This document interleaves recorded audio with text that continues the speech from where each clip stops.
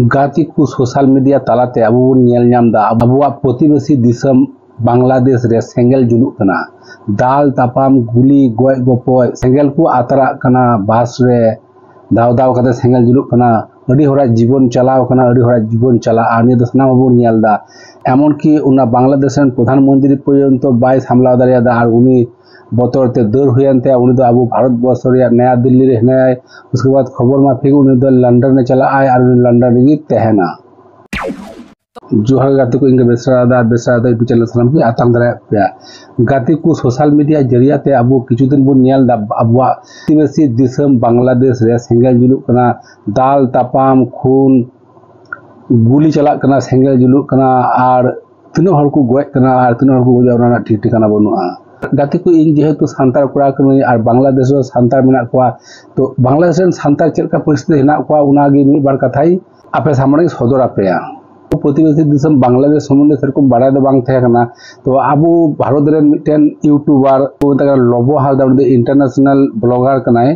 तो उनी international blogger लबो Halda video माध्यमे किछु आबो बांग्लादेश रिया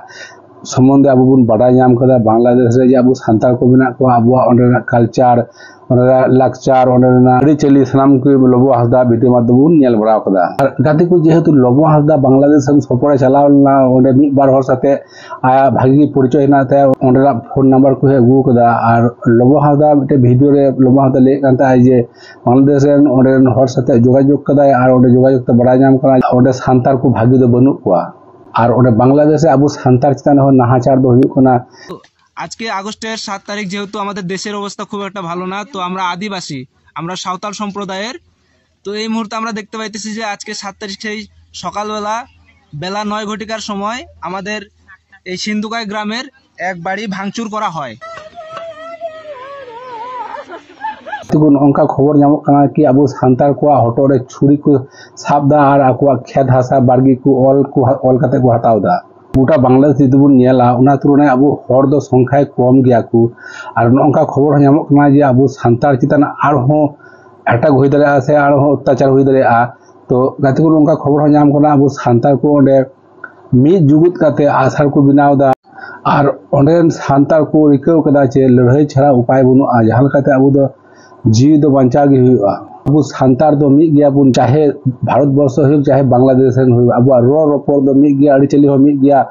लाई लाक्चर सानाम को मिद गया तो अब चाहे भारत वर्ष सांतार बुना अब बांग्लादेश सांतार को कटी दिल दारी बुन अमा कुआ जे आपे हम मस्ते तहन पे और ओंडे मिद जुगुत तहन पे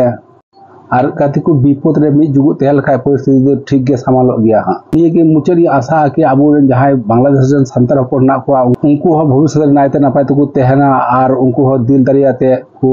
मस्ते को तहना गाती को तिया भिडे दो निय धुरी के तह कना मुचर नि कि आसो अब भारत वर्ष रे जहां सांतार बना बुना बांग्लादेश सांतार को मैसेज माध्यम उनको दिल दरि बुना मा को जाते उनको मने मा भारत वर्ष रे सांतार जाति हो अब हते मेना को अब मि जुगु बन तहना जहां तने कठिन परिस्थिति होई छ अब ना कठिन परिस्थिति बन मुकाबला तो गाती को तिया भिडे दो न धुरी के तह कना तो नि भिडे दे मुचर के ताबुना।